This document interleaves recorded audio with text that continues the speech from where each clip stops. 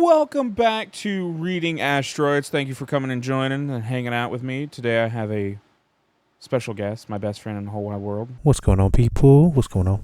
And we're going to read today from No Sleep. We're going to read We Made Up a Ghost and Now It's Killing Us, Part 1. I don't know who. Do you know who this is by? Do you know how to pronounce that Discord name? Veristal. That's the more important. Veristal. Veristal? I find this one of the more interesting creepypastas that I've heard and listened to. So, have you heard this one? No, I have not. No. Oh, you're in for a treat, my friend. You're in for a treat. Let's go. Yeah. All right. I just got off the phone with one of the Stonebrook Six, one of my best friends in the world. He was killed last night. His husband, Anthony, called me, voice raw with fatigue and emotion. He said that the police didn't know the details of what had happened yet. But last night, Ellis's remains were found in the parking garage of the building where he worked. They told Anthony that they would have thought it was an explosion, but there was no signs of any fire or damage to anything other than Ellis himself.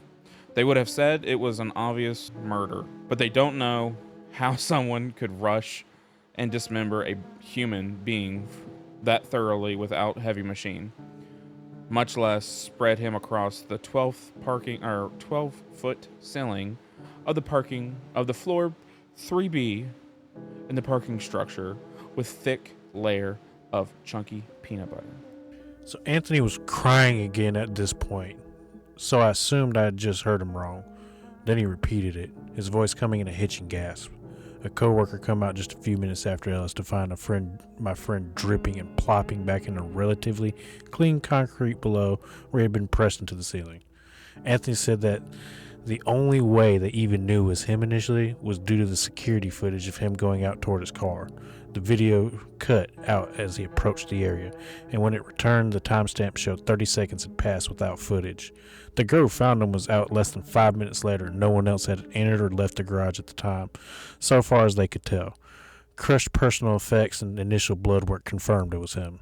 I could feel myself teetering between arguing with Anthony that he must be wrong and break into tears myself. I had just seen Ellis 2 days ago when we were all together mourning the first of our circle of friends to die. Those of us that were flying back out of Chicago had ridden together to the airport, and after Miles had caught her flight back to Austin, me and Ellis had just hung out at an airport restaurant until my flight came up. Our mood had been sad because of Cassidy's funeral and everything that followed, but we were trying to make the most of the time we had left. Ellis was telling me about his wedding and showing me pictures. I felt guilty for not making it in person, but I had just started a new job at the time. Ellis, like always, understood and worked to make me feel better about it. I told him about the girl that I've been dating. The relationship was still improving after 6 months, which was a record for me. Ellis said that very thing, but corked an eyebrow at me. He asked if I had realized how I was looking at Miles the past couple of days. And I tried to play it off like he was joking, but I knew he wasn't. In that subtle way he was trying to nudge me to consider if I was still in love with Millicent, like I had been when we were growing up. But my head was too full already from everything else, so I pushed the question away, given him a hug, and headed to my flight. That was the last time I talked to Ellis before something tore him apart. So I hung up with Anthony after an hour, my throat raw and feeling of exhaustion weighing down my every step as I went to the bedroom and collapsed onto the bed. I wanted to cry but couldn't, as the thought of the engine of my heart was too busy burning through gallons of fear and guilt to allow even a drop of sadness into its chambers. I tried to sleep, but after a while, I gave up as well and began to write this account. I need to get it all out of the way from me. I realize I've jumped in the middle of all that rather than the start. I'm tired and not thinking straight. Let me provide a bit of a background, and then I'll talk about Cassidy's funeral and everything that's happened after it. Oh, God. They killed somebody. I bet they did. You think so? I mean, it's the way it sounded. That's what it feels like, right? I mean, we made a ghost. Now it's killing us. I had 4 best friends growing up: Ellis Macquarie, Millicent Davis, Thomas Wall, and Cassidy Farrell. I think we were unique among many groups of childhood friends in that we all come together at the same time. Miss Weber's 3rd grade class. And we're all equally close to each other. Aside from occasional childish arguments, we fought with each other. As we got older, we somehow managed to safely navigate the choppy hormonal seas of 2 pairs of hetero guys and girls, and a third that was gravitating towards bi-curiosity.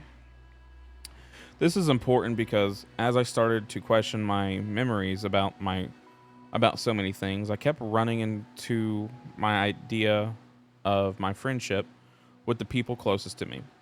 Ellis, who was always the kindest of us; Mills, who was the smartest and kept the rest of us out of trouble on several occasions; Thomas, who was always so moody around others but so light and happy when it was just the 5 of us; and Cassidy, who was shy and sweet and now died terrified. That's horrible. Okay. Yeah, I want to know what happened. We about to find out. You hope. Before you read, do you still remember how we met? Yeah, That was like 6th grade, dude. yeah, in the neighborhood. I think. Yeah, on the bus, dude. Yeah, we were. I think my mom dropped me off at the bus. Yeah, I remember that, and I remember saying something to you, and you threw a rock at me. And then we became friends after that. That's how friendships are started. Yeah, you throw rocks Beating at each people. other up. You throw rocks at people. Hey, man. I'm sure it was something mean, you fucking ass. Probably. Knowing me as a child, yes, probably. Oh, Fuck God. you. Throw a rock. Right in the forehead. You want to be my best friend? Yep. Hey, that was a good throw. You want to be cool? Be like all the Step Brothers. Yeah. Velociraptor. Did we just become best friends? You want to do karate in the garage? Fuck yeah. Yep. Don't have any close friends left. My father died when I was 15, and my mother doesn't like talking to me anymore. My old friends fall into 2 categories: college friends that I rarely keep in touch with beyond social media, and my best friends from the days at Stonebrook. Sounds strange because we didn't meet at Stonebrook, which was our middle and high school before it was closed. We'd spent 3 years together at Jackson Elementary across town, and we were just as close then as we were later. But it was almost like our group identity wasn't fully cemented until we got to Stonebrook. 5th grade rumor was that the place had been a small college 50 years earlier, and I do think that was true. It was certainly an old building, and the shape layout of the rooms retained faint traces of its earlier life. The building was shaped roughly like a hash mark, with 2 long wide corridors intersected perpendicularly to 2 long wide corridors. The center square of the crisscross lines were filled with a small gymnasium that actually had a pool underneath its motorized floor. Though the floor was kept locked and the pool had supposedly long been drained dry. But the age of uniqueness of this school, its quiet sense of history and mild creepiness, it had an effect on us. We stuck together even more than usual, making few outside friends. We worked to get into the same classes, and the few times when one of us was by ourselves, the wait until the bell rang was oh my God. Interminable? Interminable. Holy shit, dude. It's like, dude, as soon as I left high school, I just apparently forgot how to fucking read, dude. It's cool. That's a $40 word. That's not a $20 word. That's a $40 word. That's a $40 word? Oh, that's a $40 word. Shit. They used up the force for that. they bought all the vowels in that motherfucker. They done used up the Thors for that one. It was during one of these isolated classes when I first thought about the school being haunted. And even now, having talked about everything this past weekend with the others, that's still one of my few clear memories of our time at Brookstone. Some small idea, an idle daydream, a simple what if the school was haunted by a ghost. I'm so glad you're reading that because I would have said simple Wi-Fi. Just saying. Wi-Fi. I got simple the Wi-Fi. yeah, simple Wi-Fi. Oh, I got the news about Cassidy's death last Wednesday. It was Thomas that just called me, just as he had called the others. After I moved away at 15, after Stonebrook was closed, the group had drifted apart. Thomas and Cassidy had stayed the closest. In sophomore year of college, they had gotten married. In the 10 years since, they had generally seemed happy the few times that we talked together or got together. But I knew they had ups and downs. Thomas told me on the phone that they had been legally separated for the past 3 months, but they were trying to work things out for themselves and their little girl. And then Cassidy had gone missing one morning and was found 5 hours later in the groundskeeper's shed of the park across the street from their apartment. Dang. The police were investigating it as a potential homicide due to the strangeness of the death, but there were no leads. Thomas had been on duty at the hospital where he worked as a physician's assistant, so his alibi was solid. Worse was that she seemed to have been drowned despite being in a dry room with no clues in how she had got there. I couldn't get into Chicago until the morning of the funeral, but afterward, we all went back to Thomas's house. They had been living together during the separation. And as the four of us sat around his living room, I found myself looking out the window at the park across the street, wondering where the shed was, where my friend had been found. We had been talking about Cassidy for the past 3 hours, telling funny stories and listening to Thomas go on emotional monologues about how much he loved her and how he had failed her, which was always followed by us reassuring him that she loved him too, and that none of this was his fault. He would always glance at me at this point, and I would try to give him a comforting smile while hoping it was enough because I didn't know what else to say.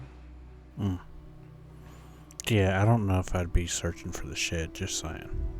Yeah, I don't know if I'd be like looking out the window the whole fucking time and being is that what a dead body was? Is that the one over there? Oh, I think I found it. It's the one with the fucking yellow tape on the doors. Yeah, it's the one with the police outside investigating. Yeah. It's not hard to find. It's got yellow fucking tape across it, dude. There was a bucket of water in there. No. A bucket. A bucket. You know, They some found her head stuck in a bucket. Ray Charles stuff, you know what I'm saying? No, okay. She drowned in some soup. That's what happened to his brother. You never watched the movie Ray? No. Drowned in a bucket. How? Bro, don't ask me. Lift This your was head. like 1920s Georgia. Buckets were dangerous. Apparently. But as the evening wore on, you could feel the conversational momentum grinding to a halt. It was just past 8, but our tiredness and sadness were palpable. Still, I looked at Thomas, and I knew that his daughter was staying at his parents' house overnight, and I hated the thought of him being alone. So, at the next lull, I suggested some or all of us spend the night with him. He looked like he was going to argue, but then he nodded and a weary look in his eyes. Yeah, I think I'd like that. For any of you that want to, though, I know some of you have rooms already paid for. Millicent grinned. My hotel looked like shit anyways. Ellis murmured agreement, and I felt a slight buoyancy that I had found a small way to help. That's when I ruined everything. Stonebrook 6 are back together again. As soon as I said the words, I regretted them. I had meant it as a joke, overly dramatic, a silly proclamation to get a cheap laugh out of the others. But as soon as I said it, I realized that Cassidy was barely in the ground and I was talking about us being all together. Thomas glared at me while Miles started shaking her head, her eyes wide. Why would you say that? Ellis's tone was more hurt than accusatory. Why the fuck would you say that, Alex? I felt like I could barely breathe, my eyes roving between the three of them. Fuck. I'm so sorry. That was so stupid. I'm just not used to Cassidy being gone. And Thomas stood up, his expression hard. This isn't about Cassidy. Why would you call us the Stonebrook 6 again? Is that some kind of fucking joke to you? Mills was on her feet now, putting herself between me and him. Tom, chill out. He doesn't remember. You know that. Thomas glanced down at her, his face reddening. Then how the fuck does he remember the Stonebrook 6? I was growing more confused and alarmed by the second. What? That's what we called ourselves. I remember we called ourselves that. The Stonebrook 6. It was a joke. Elsa stood up now too, moving closer to me. Okay, Alex. That's right, sorta. But do you remember why it was a joke? I could feel tears stinging my eyes now. I didn't understand why everybody was so mad at me, especially if they weren't mad about me saying it with Cassidy gone. It was because there was only 5 of us. We were talking about nicknames one day about how our group should have one as a joke. We talked about calling ourselves the Stonebrook 5 for some reason, but ended up all agreeing that the Stonebrook 6 sounded cooler, like an old outlaw gang, so we called ourselves the Stonebrook 6 even though we were only 5 of us. Thomas took a step closer. Bullshit. Such bullshit. You know, I've never fully believed your convenient I don't remember shit. How the fuck are you pulling out shit like that and not remembering what it really was? Miles gave him a shove that didn't move him, but got his attention. Fucking back off him. He's not lying. He lost more than we did. So try to remember that, Miles. Remember that. Miles' glare melted away as she turned back to look at me. Alex, it's not exactly like you think. A lot happened and, well, you blocked out most of the bad, I think. We don't understand how or why you don't remember, but you need to know that we believe you and love you. Thomas snorted. Typical. Alex makes Cassidy's funeral about him. Ellis shot him a dark look. Button it. We all loved Cassidy. You don't have the market cornered on missing her. Looking down, he gave me a sad smile. Alex, what were you saying about how we started calling ourselves the Stonebrook 6? That never happened. We started calling ourselves the Stonebrook 6 because of the professor. So I felt a rush of fear running through my body at the name. My mouth went dry and I shot up like a room was on fire. No. What no? Mills looked at Ellis. You shouldn't have said anything. You shouldn't have left it alone. Ellis shrugged. I didn't bring it up, but he has the right to know. Alex, do you remember the professor? I shook my head violently and I started trying to move past them out of the room.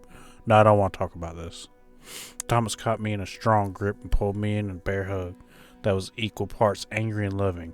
We're going to talk about it, bro. I think it's time. Mills was yelling at him, but he went on.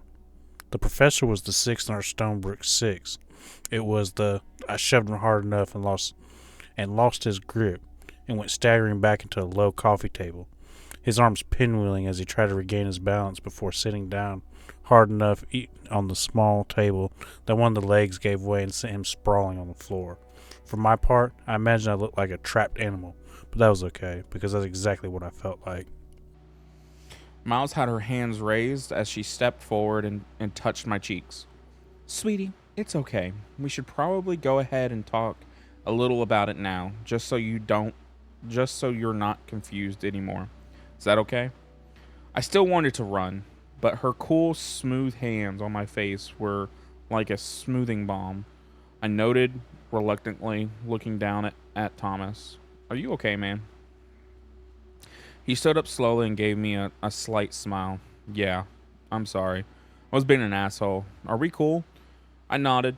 Sure, man. I'll replace the table. I'm just really freaked out at the moment. Miles stepped back and nodded. I know. So let's try to talk it out, and if you reach a point you get too scared, we'll stop. Okay? Okay, I paused, and then pushed on, my eyes going between Millicent and Ellis. So who was the professor? Ellis is the one who answered.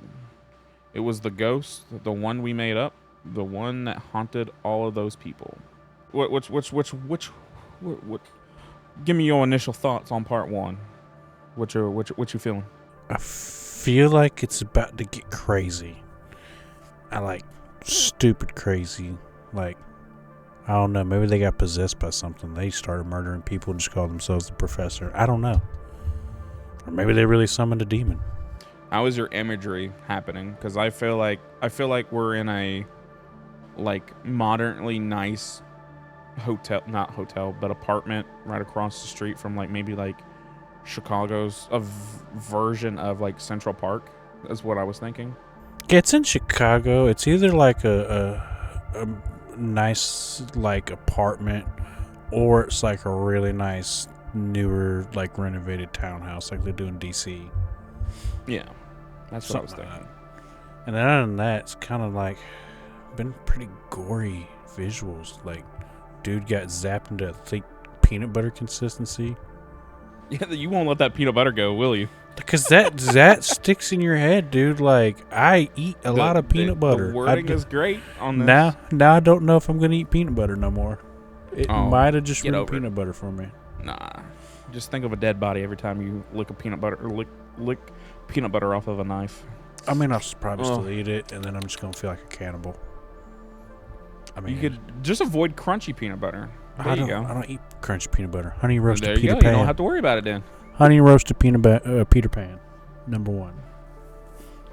Honey roasted. That's the one I get. It's the yellowish kind of jar. The orange and yellow. Yeah. Not sponsored, but yes, if you want to sponsor us, I love your peanut butter. I will eat all your peanut butter. Yes, Fluffernutter sandwiches for the win. All right, part 2. What follows in my best recollection of what Ellis told me that night. I want to be clear before I start that I truly didn't remember anything more different than what I told them or what I've written previously. And it wasn't like I just had a giant blank spot from the age 10 to 15 or 20. I have memories, plenty of memories, of both my time at Stonebrook and what came after. It's just now I believe that I'm missing a great many things, and that at least a few of the things I do remember never actually happened. That's the best and only explanation I have for my relative ignorance of our collective past. It scares me, at least in part, because I know that I've had one or more conversations with the rest of the 6, with my friends, about me not remembering things at all or correctly. This was before they realized how deep-seated my block was and gave up trying out some of the combinations of frustration and fear that forcing me to remember would do me harm. So not only don't I remember the events themselves, I don't remember them trying to remind me of them. It makes me feel that my memory lapses go beyond shock or trauma, more like someone or something's intentionally fucked with my head. Even now, going over what I'm about to relay in this writing, I don't really remember it. At least not well. It's like I saw a movie of a portion of my life, and now I have trouble distinguishing what I actually remember from my life and what I just remembered from the movie. When I finish writing this, I'm going to call Mills and see if she's okay. Again, below is my best recollection of one of the last times I got to talk to one of my best friends. Alex, I know you say you don't know what we're talking about, and we believe you. We do. But stuff like mentioning the Stonebrook 6, your recollection when we mentioned the professor, I think you still have those memories in there somewhere and just block them somehow. Or maybe they're being kept from you. Either way, I think it would be good for all of us, if we explained a little bit and see if it'll stick with you this time. See if you're ready. Well, now as you know, we all transferred from Jackson Elementary to Stonebrook Middle at the start of the 5th grade. That's a little wild. Ours was 6th grade. Anyways, the building was weird, kind of spooky, and we all mainly hung out with each other. Between classes, we started meeting up at the big oak tree that stood at the edge of the bus drop-off parking lot. But by 7th grade, we were changing classes so much as high school started, we started running into older kids that were pissed that we were crowding their secret smoking spot behind the tree. We looked for another good hangout spot for a couple of weeks, but then Thomas and Cassidy found us a way into the lower rooms. You look a bit lost, so let me explain. The hallways of the school crisscross, with the vertical floor walls being used for 5th through 8th grade, as well as the special classrooms for things like music and clubs. The horizontal halls were used for 9th through 12th grades, and had the administrative offices and the teacher's lounge. But as we figured out over time, each of those halls had another floor below it. It wasn't connected to each other like the floors above it. It gave us each a floor, its own private basement. And while the rooms had been used for classes at some point in the building's past, by the time we got there, they were mainly for storage, or a secret hangout if you could find a door unlocked. That sounds dope.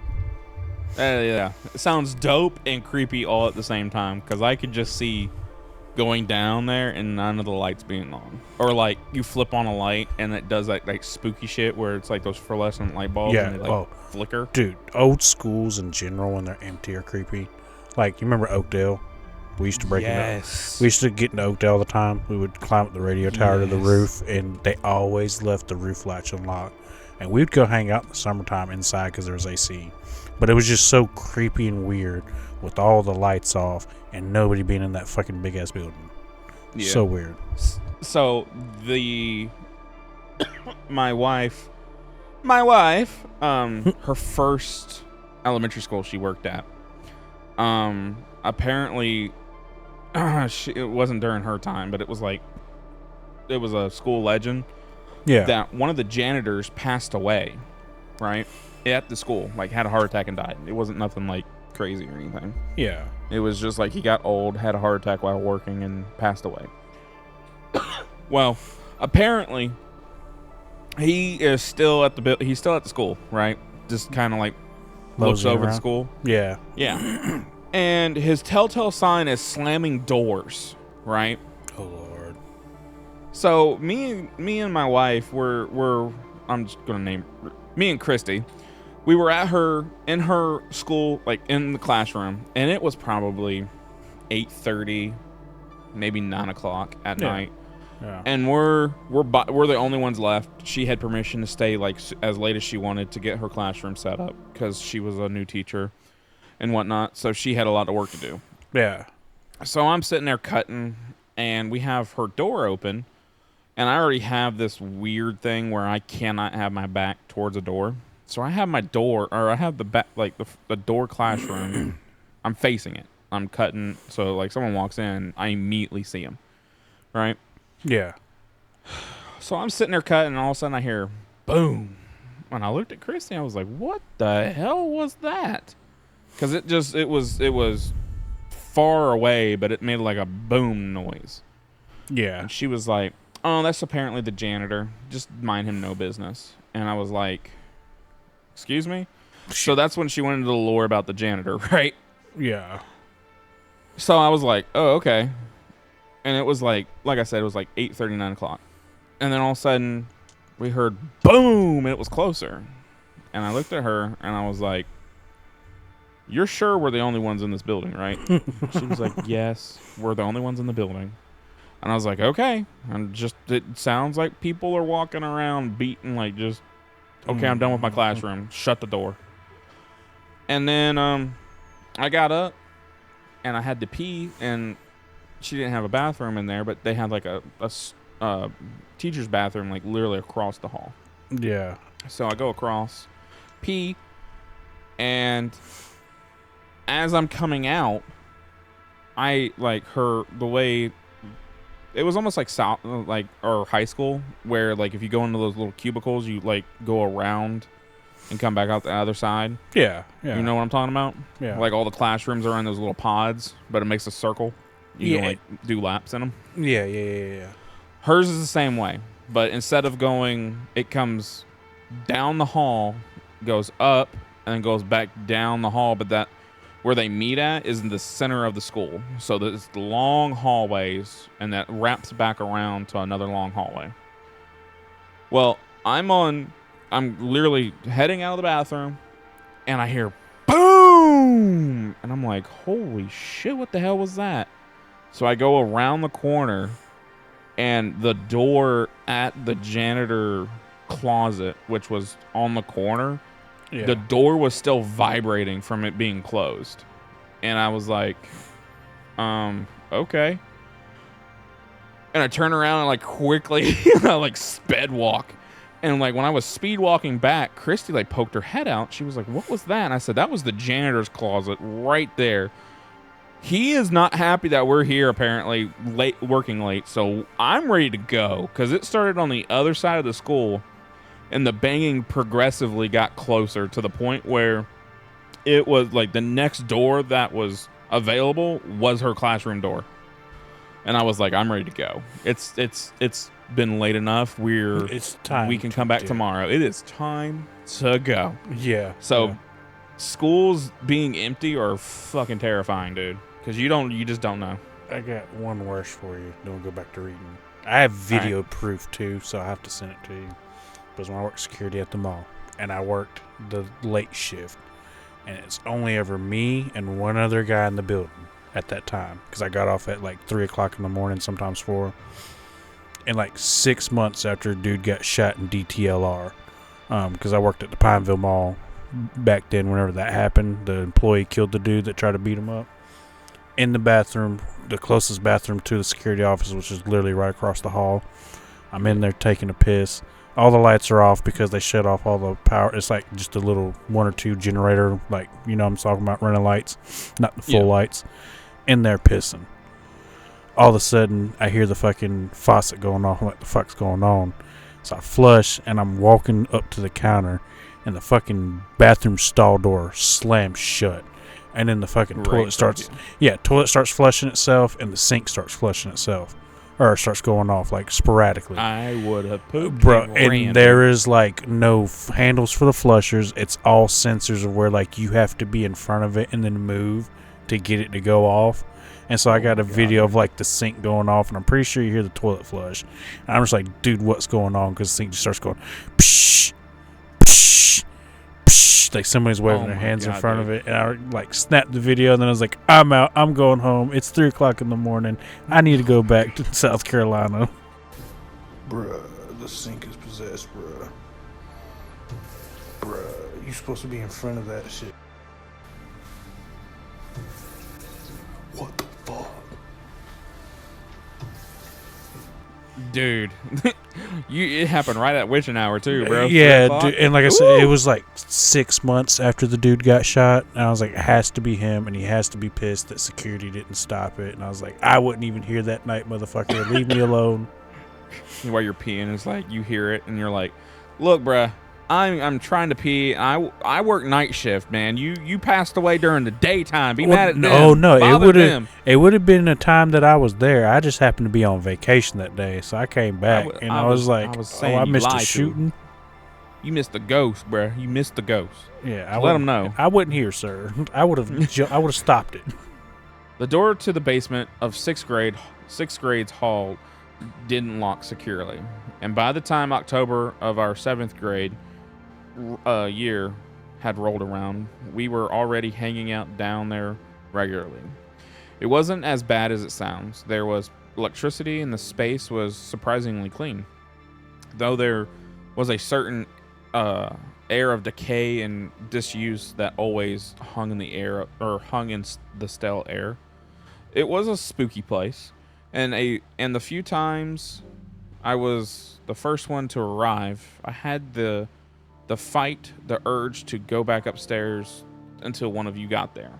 I think maybe that's what got us talking about ghosts. No, I interjected. I remember daydreaming in class about there being a ghost at the school. I was by myself and bored, and I think I brought it up to the rest of you. Ellis frowned, glancing at Miles and Thomas. Well, that could be right. Either way, it doesn't matter who brought it up first. We were all talking about it, and we were all part of what came next. At first, it was just swapping of rumors and speculation we heard about the school as a way to pass time during breaks at lunch. Truth be told, most of it was fairy tame. It seemed the place had been a college at one point, but nothing bad had ever happened there that we could tell. No grisly murders or dark rituals, no crazy people or monsters. Of course, a mundane fact didn't satisfy us for long. We would talk about the school being creepy, about having seen something or heard something one time. There would be passionate debates about how the place was that old and creepy, must be haunted, or at least one ghost, despite the lack of evidence to support it. Then we turned to talking about what such ghosts would be like. Cass is the one that came up with the idea that it was probably the dead soul of a former college professor. The professor, she suggested, had probably fallen in love with one of his students, and when his advances were rejected, he had killed himself at the school, possibly in the very room we sat and huddled in between 4th and 5th period. It was just a story, of course. We all knew it, but stories have power. So does belief. I've been thinking a lot about that the last few days. I think stories are living things. Whether you're telling this tale or hearing it, you fill it with emotion and thought, and imagination and belief. It evolves and grows. In time, a story can take on a life of its own. Over the next few weeks, we added a great deal to the professor. It became kind of informal story contest where we all take turns creating stories that either plummeted some chamber of ghosts or schools past or reported on some more recent incidents of the professor's continued presence at the school. Thomas was first. Thomas's tale. Thomas told us more details about how the professor was seen lurking around the halls of the college in the months following his death. The girl he had been in love with had dropped out after his suicide, but returned the following quarter. She was one of the few women at the school at the time, and this combined with her absence caused her to redouble her efforts to catch up and surpass her peers. One night when she went to leave the school library, she found that she was locked in it all alone, well, except for the professor. The next morning they found her bruised and bloodied in a gibbering heap. She never returned to the school, and people say that she died just a few weeks later of some unknown malady. Millicent's tale. Mills added in how the building was actually built on a tribal grounds of a Arikara, a Native American tribe that once lived in the area. Or to be more accurate, she had added with dramatic flair a banished shoot-off of the Arikara that had been shunned by the tribe for their extreme cruelty and dark magic practices. They had used the location as the site of their black rituals, and when they were driven from the land, European immigrants found themselves drawn to the place as well. A village had grown up in the spot in the early 1800s, being the proficient trade hub for local farmers and distant merchants for nearly 50 years. Then, during the height of the Civil War, a small band of travelers had come to town to find every man, woman, and child slaughtered. The initial reaction there to blame a rogue detachment of the Confederate or Union soldiers, but closer examination showed that the townsfolk appeared to have all turned on one another until the last one died of wounds she inflicted on herself. It was another 30 years before anyone dared to build in the area again, but people have a short memory when there's money to be made. And by 1900, the current town had started growing in that direction, and soon the school was built.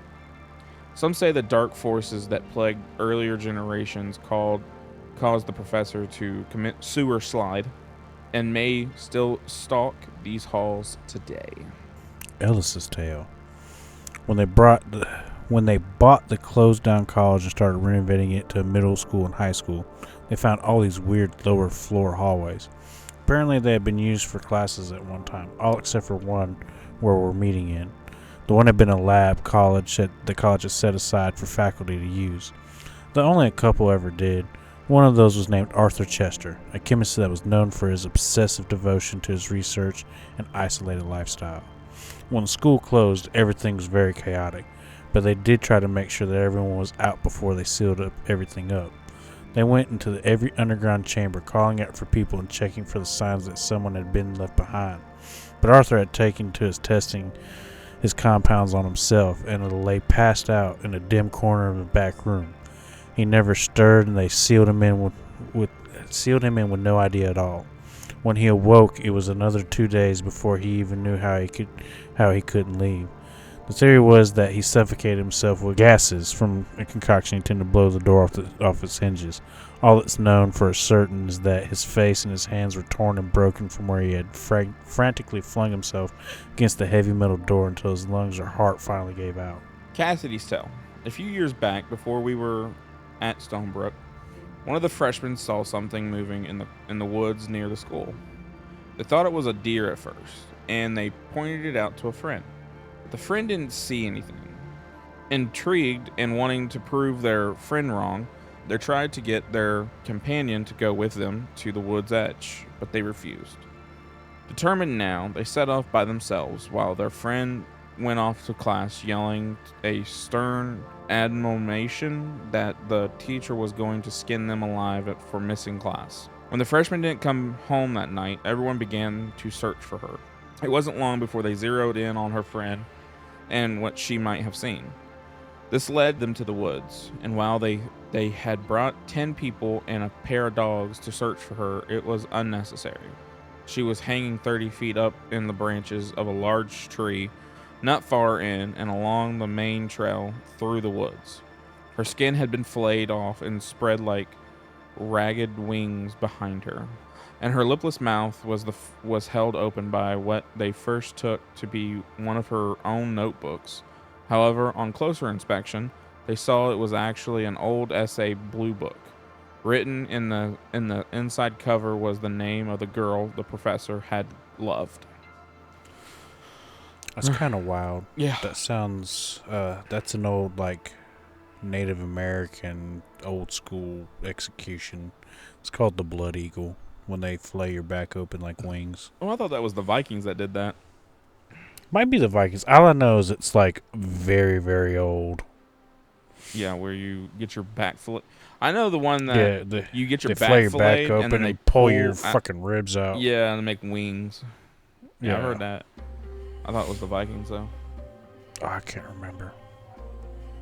But these stories were told and retold over the course of several weeks. Every time that it would come to your turn, Alex, you would pass saying you were still working on yours.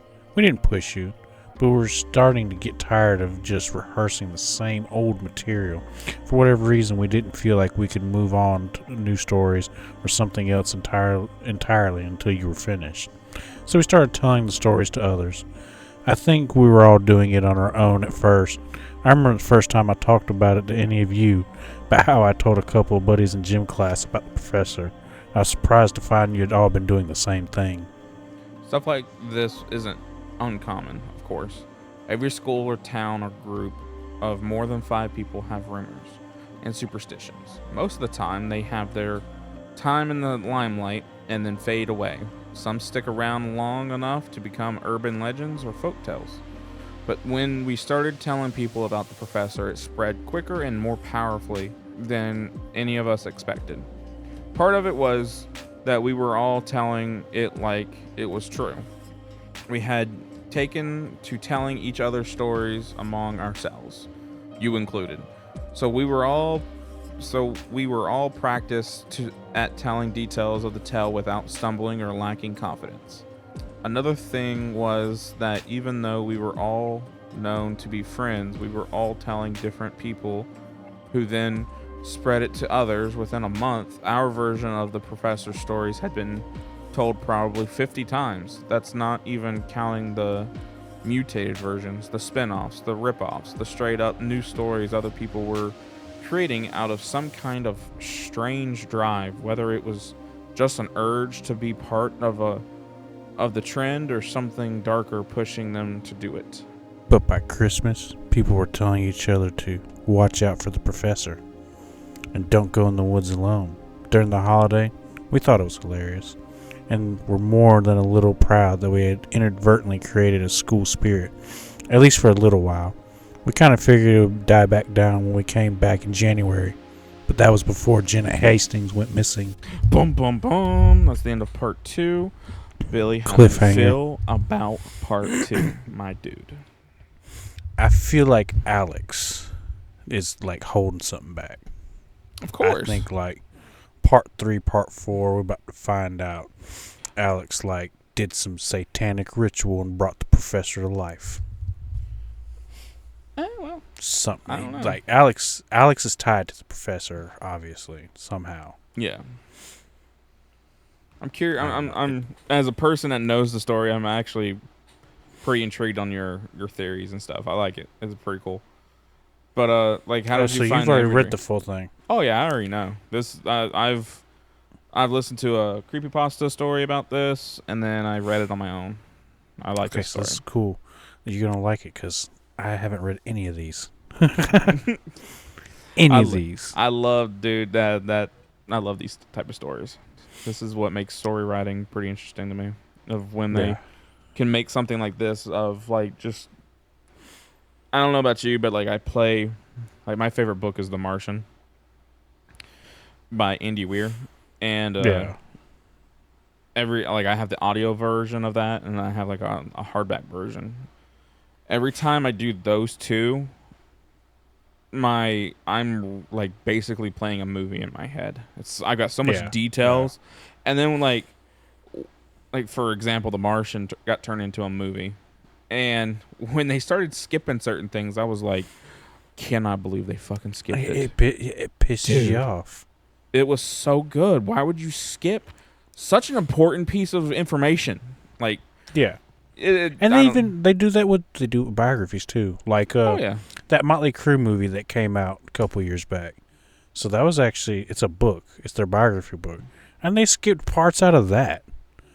Like But the whole ending and all that.